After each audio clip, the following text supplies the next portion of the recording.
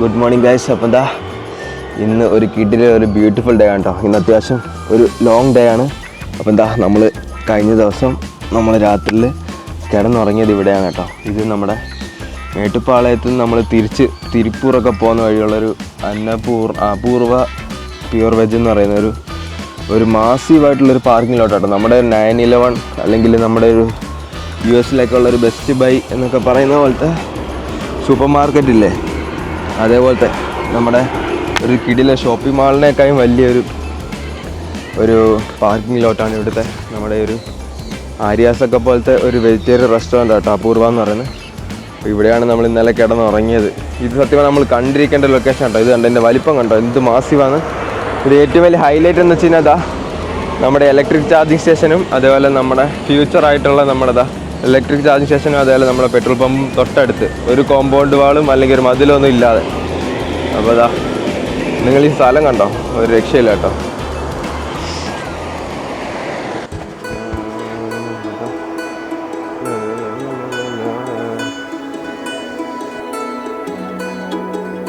Seat രാവിലെ നമ്മുടെ car ഞാൻ ചാർജ് ചെയ്യാൻ കുത്തിയിടാനുള്ള പരിപാടിയാണ് കേട്ടോ. നമ്മുടെ ഗ്ലാസ്സൊക്കെ കണ്ടോ, ഫുള്ള് ഹ്യൂമിഡിറ്റി ആണ് കേട്ടോ, വാട്ടർ പേപ്പറാണ് ഫുള്ള്. നമ്മുടെ ബാക്ക്ഗ്രൗണ്ടിൽ നമ്മുടെ പെട്രോൾ പമ്പ് ഊട്ടിയിൽ നിന്ന് കാണുന്ന പോലത്തെ ഒരു കാഴ്ചയാണ് കേട്ടോ. നമ്മുടെ വണ്ടി 38% ബാറ്ററി ഉണ്ട്. നമ്മൾ ഊട്ടിയിൽ നിന്ന് തിരിച്ചിറങ്ങി വന്നപ്പോൾ ഉള്ള ആ ഒരു ബാക്കി പെർസെൻറ്റേജ് ആണ് കേട്ടോ. 104 കിലോമീറ്റർ റേഞ്ചാണ് കാണിക്കുന്നത്.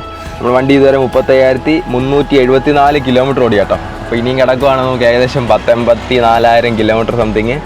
അപ്പം ഇവിടെ നമ്മുടെ സിയോൻ്റെ ചാർജറുണ്ട്. രാവിലെ തന്നെ നമുക്ക് വണ്ടി ചാർജ് ചെയ്യാൻ കുത്തിരാം. രാവിലെ കുറച്ച് പവർ കയറ്റട്ടെ, എന്നിട്ട് വേണം. ചിലപ്പോൾ ഇനി പവർ കട്ട് വന്ന് പിന്നെ ആകെ സീനാവും കേട്ടോ.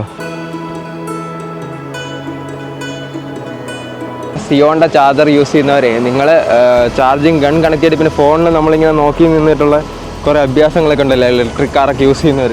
വരുന്ന ഇറക്കാറൊക്കെ കുഞ്ഞു രാവിലെ പോലെ നമുക്ക് അതിൻ്റെ ഒന്നും ആവശ്യമില്ല. ഇവിടെ നമുക്ക് ഓട്ടോ ചാർജ് എന്നുള്ള ഫെസിലിറ്റി ഉണ്ട്. നിങ്ങളുടെ ആപ്ലിക്കേഷനിൽ നോക്കി അറിയാം.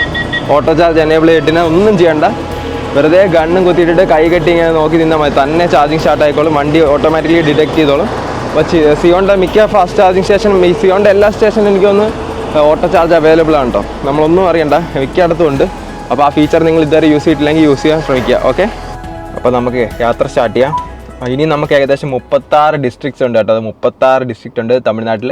അപ്പോൾ നമ്മുടെ സെറ്റപ്പ് ഉണ്ട്. ഇവിടെ നമ്മളിപ്പോൾ ഒരു 40 കിലോമീറ്റർ ആദ്യം നമ്മൾ തിരുപ്പൂറാണ് പോകുന്നത്. തിരുപ്പൂരിൽ നിന്ന് നമ്മൾ നേരെ ഈ റോഡ് പിടിക്കാനുള്ള പരിപാടിയാണ്. ഇന്ന് ഏകദേശം ഒരു 3 ഡിസ്ട്രിക്റ്റും കൂടെ കവർ ചെയ്യണം. അപ്പോൾ ടോട്ടൽ ഏകദേശം ഒരു 5 എണ്ണാവും കേട്ടോ, 5 എണ്ണാവും. അപ്പോൾ ഇന്ന് ഒരു 6 മണിക്ക് പിന്നെ നമ്മുടെ റൈഡ് സ്റ്റോപ്പ് ചെയ്യാൻ വേണം. ഇപ്പോൾ ഇത് കണ്ടോ, നമ്മുടെ സെറ്റപ്പ് ഉണ്ട്. ഇതൊക്കെയാണ് നമ്മുടെ റൈഡിങ് സെറ്റപ്പും കാര്യങ്ങളെല്ലാം. അപ്പം ജസ്റ്റ് ചെന്ന് കാണിച്ചോളൂ കേട്ടോ. നമുക്ക് എന്തായാലും യാത്ര സ്റ്റാർട്ട് ചെയ്യാം. നമ്മുടെ ചാർജിങ് സ്റ്റേഷനോട് ബൈ പറയാം. സിയോൻ്റെ ഇവിടെ നമ്മുടെ ഒരു മുദ്ര ഇവിടെ നമ്മൾ പതിപ്പിച്ചിട്ടുണ്ട് കേട്ടോ. വലത്തെ സൈഡ് മേളിൽ കണ്ടോ, അത് സ്കാൻ ചെയ്ത് കഴിഞ്ഞാൽ നമ്മുടെ ഇൻസ്റ്റാഗ്രാമൊക്കെ നിങ്ങൾക്ക് കാണാൻ പറ്റും. അപ്പോൾ ഇവിടെ വരുന്നവരാരെങ്കിലും നമ്മുടെ ഈ ഒരു ലോഗോ ഇവിടെ കണ്ടിട്ടുണ്ടെങ്കിൽ ഉറപ്പായിട്ടും നമ്മൾക്ക് കമൻറ്റ് ചെയ്യണം കേട്ടോ. ഗൈസ് നമ്മൾ ലേറ്റ് ആയിട്ടുണ്ട്, എന്നാലും വേണ്ടിയില്ല.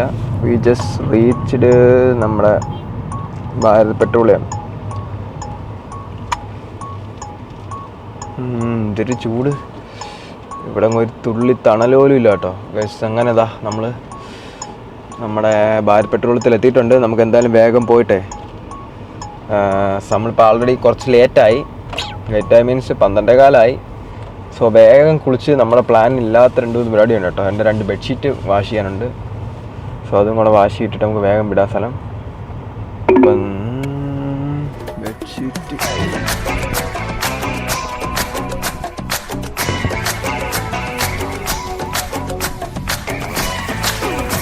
അപ്പോഴേ കുളിക്കാൻ പോകുന്നതിന് മുന്നേ ഇതാണ്ട് നമ്മുടെ തലയാണിയറ ചെക്കൻ്റെ ബെഡ്ഷീറ്റ്, ഇത് എൻ്റെ ബെഡ്ഷീറ്റ്. നമ്മുടെ പ്ലാനില്ലാത്ത should be very clean and strict in my house of me and my boy. ഇത് ആൾറെഡി നമ്മൾ വാഷ് ചെയ്തതാണ്.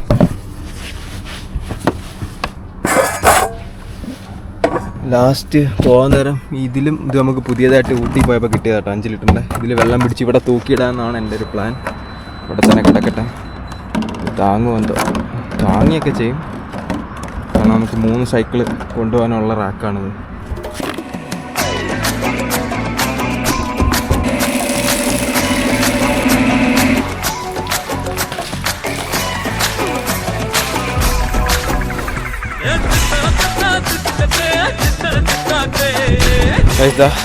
കുളി കഴിഞ്ഞിട്ട് നമ്മൾ ഇട്ട ഡ്രസ്സും കൂടെ കഴുകിയിട്ട് 1:15 കേട്ടെ.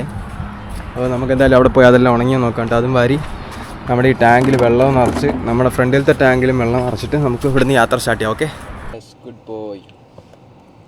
അപ്പോൾ ഇവിടെ നമ്മൾ നേരെ പോകുന്നത് നമ്മുടെ തിരുപ്പൂർ കുമാരൻ മെമ്മോറിയൽ എന്ന് പറയുന്ന ഒരു ഫ്രീഡം ഫൈറ്ററാണ് കേട്ടോ. നമ്മുടെ ബ്രിട്ടീഷുകാരുടെ കാലത്ത് നമ്മുടെ ഇന്ത്യൻ പതാക നിലത്ത് വീഴാതെ അതിൽ പ്രൊട്ടസ്റ്റ് ചെയ്ത് ലാത്തി ചാർജിൽ മരണപ്പെട്ട ഒരു ധീര യോദ്ധാവിൻ്റെ ഒരു സ്റ്റാച്ചു ആണ്. തിരുപ്പൂരിൽ വളരെ ഫേമസ് ആയിട്ടുള്ള ഒരു ലാൻഡ്മാർക്കാണ് കേട്ടോ. അപ്പോൾ എന്താ ഇവിടുന്ന് വലത്തോട്ടാണല്ലോ കാണിക്കുന്നത്, അല്ല ഇടത്തോട്ട്. തിരുപ്പൂർ റെയിൽവേ സ്റ്റേഷനാണ് കേട്ടോ. അതുകൊണ്ട് അത് കണ്ടോ, അവിടെ എന്തോ വർക്ക് എടുക്കാം കേട്ടോ. വൈറ്റ് ഹൗസ് പോലെ ഇരിക്കുന്നത് അടിപൊളി. അതിന് നേരെ ഓപ്പോസിറ്റ് ആണ് കേട്ടോ നമ്മൾ ഈ പറഞ്ഞ സ്റ്റാച്ചു വരുന്ന ഈ സൈഡിൽ. അവിടെ എന്തോ വർക്ക് നടക്കുമെന്ന് തോന്നുന്നു കണ്ടിട്ട്. എന്തോ വർക്ക് നടക്കുവാണ് കേട്ടോ. അകത്തോട്ട് കയറ്റി വിടത്തില്ലെന്നാവും. ഇവിടെ എന്തോ വർക്ക് നടക്കുവാണ് കേട്ടോ.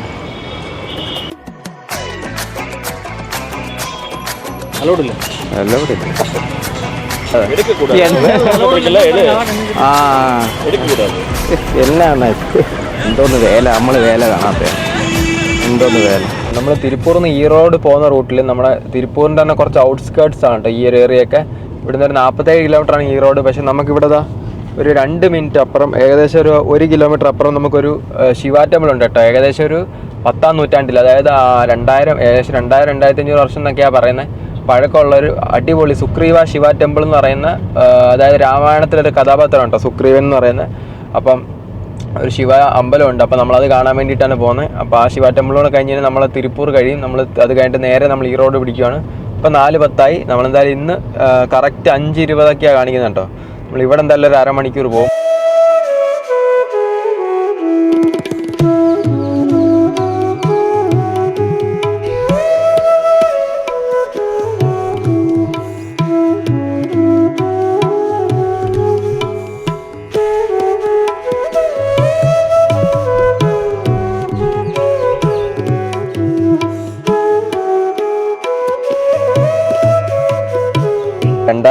വർഷം പഴക്കമുള്ള ഒരു അമ്പലത്തിലാണ് നമ്മളിപ്പം പോയിട്ട് വന്നതെന്ന് പറഞ്ഞാൽ നിങ്ങൾ വിശ്വസിക്കുമോ?